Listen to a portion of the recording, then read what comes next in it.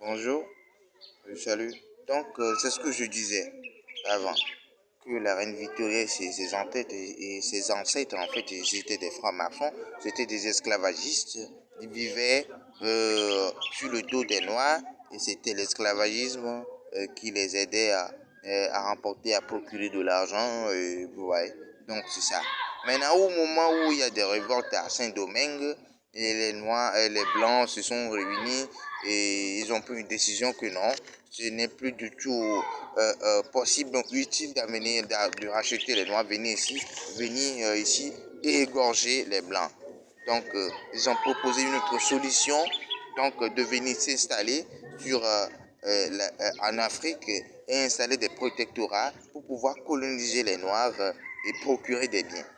Ouais, donc, en ce moment-là, ils ont imposé aux Africains que voilà, et ils ne vont pas seulement cultiver le maïs et le sorgho et le manioc, mais ils vont, voilà, on va les imposer des cultures comme le café, le cacao, le coton, voilà, dans les minerais, tout ça là, ils vont les imposer à faire du travail, ça, juste pour amener tout ça là, voilà, en Occident, en Occident.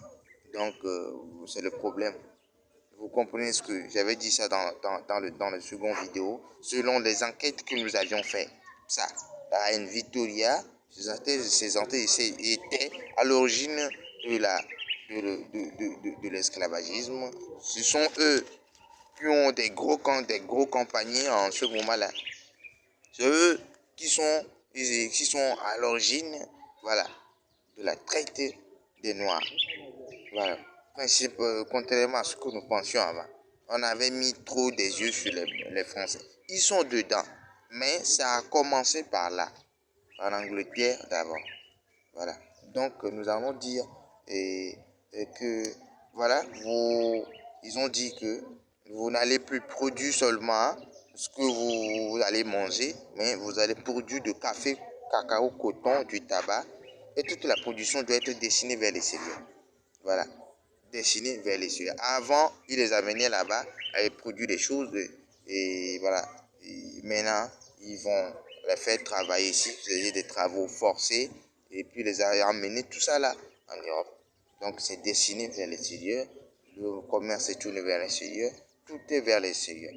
En fait, donc l'Afrique est devenue un champ où quand ils viennent des esclavagistes, ils viennent, procurent et puis ils rentrent. Vous comprenez ce que je voulais dire déjà. Donc voilà, c'est ça. Et nous allons continuer pour dire que voilà, tous étaient des francs-maçons dans grande ville, Chartres, ville belle force, et c'était des abolitionnistes anglais, comme grande ville, Chartres, et ville belle force. C'était des abolitionnistes anglais ou écossais. Donc, la franc-maçonnerie était à l'origine de la colonisation du travail forcé. Et donc, c'est en ce moment que les Français vont prendre le train en marche. Parmi eux, vous aurez le nom de Victor Schorcher. Un franc-maçon, il gérait les colonies pour les comptes de ses parents. Voilà, ses parents, ils se vivaient de l'esclavagisme, en fait, vous voyez. Donc, ce Victor Schorcher, dont vous attendez son nom comme un intellectuel, il gérait les colonies pour le compte de ses parents. Donc, c'était un franc-maçon. Donc, c'était pas un homme qui a voulu faire le bien pour les Noirs. Non, non, non, non, non. Parce qu'il y a, il n'y avait pas 1 kilomètre qu'on ne trouvera pas de lycée Victor Schorcher. Si vous allez dans les Caraïbes, ça, vous allez trouver ça là-bas. De Victor Schorcher. Donc, tout le monde le croyait comme un intellectuel qui est venu sauver les Noirs. C'est faux. C'est un franc-maçonnique. C'est lui qui a géré les comptes. Vous comprenez ce que j'allais dire déjà. Donc, voilà. Et tout ça aux Antilles. Il a fait la colonisation et la substitution du travail forcé à la traite négrière pour des raisons de rentabilité économique. Donc, il ne l'a pas fait pour des raisons... avant, il avait proposé un autre plan pour, en fait, polluer les Noirs, les faire... Voilà. Il a créé des nouvelles méthodes pour faire travailler les Noirs. Mais grâce à des raisons philosophiques, et voilà, d'humanisation, ça a contré Victor Schœlcher à ne plus utiliser ces genres de méthodes. C'était un grand homme en ce moment-là qui était à l'origine de tout. Oui. Donc, il s'agit maintenant pour vous, la jeunesse, les historiens, d'aider les autres sciences auxiliaires à faire la déchargisation, en fait. C'est ce que j'allais dire. Ou bien la décharge, comme il s'appelle Victor Schœlcher, on va parler de la décharchérisation. Vous allez décharchériser, c'est-à-dire que changer toutes les écoles dont les noms sont, voilà, et dont sont collés par Victor Schœlcher. Victor Schœlcher ne cherche pas le bien pour les Noirs. Non, non, non, non, non. Donc nous devons décharchériser ce nom-là. Ça, toutes les écoles devaient changer. Oui, ce n'est plus possible qu'il y ait une école africaine qui porte le nom de Victor Schœlcher. Ce n'est pas possible. Victor Schœlcher, un franc-maçon, il ne veut pas bien du tout le noir. Voilà, le bien des noirs. Parce qu'il vit sur le dos de l'esclavagisme, il vivait sur le dos des noirs. Donc, ce n'est pas possible qu'on crée une école, on met Victor Schœlcher dedans. Non, non, non, non, non. Et ceci, même si c'est grâce à ses œuvres littéraires qu'on met ça, Victor Schœlcher n'a pas du tout l'idée. Voilà, donc c'est ça. Exemple, maintenant, le 10 mai. Le 10 mai en France, on ne commémore pas les œuvres ou les résistances de nos ancêtres. On ne commémore pas ça, le 10 mai. Mais on commémore la bonté des abolitionnistes blancs. Si vous allez en France maintenant, le 10 mai, on commémore la bonté des abolitionnistes blancs. C'est ça, c'est ce qu'on commémore. Maintenant, le 22 août, où les résistants africains avaient pris la liberté à Saint-Domingue, et après la cérémonie de Wakaimo, du 14 au 22 août 1791, vous comprenez déjà.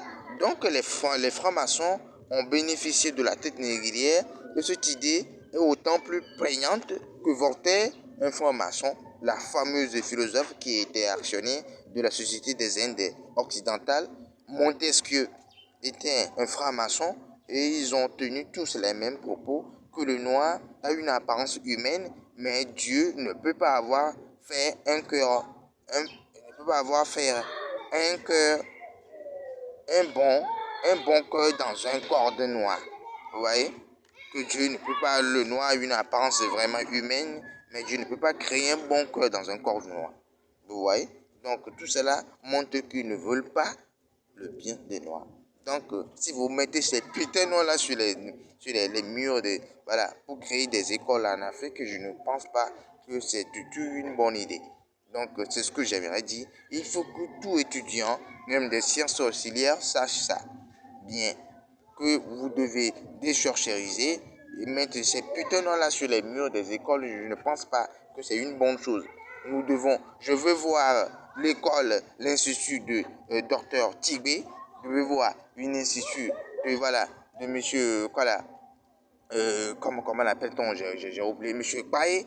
Je veux voir école universitaire créée par Dr Kukuroko. J'attends bien, ça me sonne bien, de monsieur Maïda, ou bien d'un nom. Même si je fais partie des sciences, des autres sciences auxiliaires, ça me fait plaisir. Comme cela se fait actuellement à l'université, vous allez voir les rues, ce sont des noms des anciens docteurs qui ont œuvré pour l'université. Vous allez voir leur nom là-bas. C'est plutôt une bonne chose. Si il y a une école ici à Lomé, on a créé l'école de Dr Tigbe, de Dr Maïda, mais ça me sonne bien que d'un putain nom de Voltaire. Ça ne m'arrange même pas du tout. Pas du tout, moi. Donc, c'est ça. Qu'est-ce que j'allais dire encore? Et donc, c'est légitime de vendre les noirs. C'était leur idée, ça. Donc, ça permet à l'Europe de faire le progrès, c'est-à-dire que c'est grâce du sucre, du sang et de la sueur des Noirs que Voltaire mangeait, et c'est à cause de ça qu'ils ont créé la Société des Amis des Noirs. Et c'était une société qui gagnait de l'argent sous prétexte d'éduquer les Noirs et d'avoir du progrès. Mais en fait, cette société vivait sur le dos des Noirs. Ils vivaient sur le dos des Noirs, selon les enquêtes que nous avions faites. Cette société vivait sur le dos des Noirs et de travail forcé. Mais l'Église catholique, c'est elle qui va créer la structure maçonnique la plus cruelle, la plus raffinée de l'histoire. Et ça s'appelle la loge P2. Je ne sais pas si la majorité ont une fois écouté ce nom. La loge P2. Allez faire des investigations, des enquêtes concernant la loge P2. Vous allez voir de quoi dont je parle, la loge P2. Donc la loge P2 manipule l'Opus Dei, créé par un Espagnol colonialiste et nostalgique qui disait qu'il ne faut pas donner la liberté aux Noirs. Parce que le jour où ils auront leur liberté, ça sera la fin de la race blanche. Donc, ils étaient à l'origine de l'Opus Dei, soi-disant l'œuvre de Dieu, une société secrète qui a infecté l'Afrique aujourd'hui. Et ces membres sont des cardinaux africains les plus importants, comme Monseigneur Arincé, Monseigneur Monsengo, des noms comme ça, qui prépare la recolonisation spirituelle de l'Afrique noire. Donc la loge P2 s'est caractérisée ces dernières années par un certain nombre de crimes spectaculaires et la loge P2 est à l'origine de l'élimination du pape Jean-Paul II. Et dès que voilà, Jean-Paul Ier plutôt. Et dès que Jean-Paul Ier a dit qu'il allait diligenter des enquêtes sur les activités du cardinal Marquinquus, qui s'occupait de la banque, au terme des enquêtes, l'argent de la banque recyclait l'argent de la drogue. Vous écoutez. Voilà, donc ça recycle l'argent de la drogue et alors qu'on disait que le Vatican est un service d'un Dieu d'amour et à partir de là, on a mis des liens entre la loge P2 et le cartel de Medellín.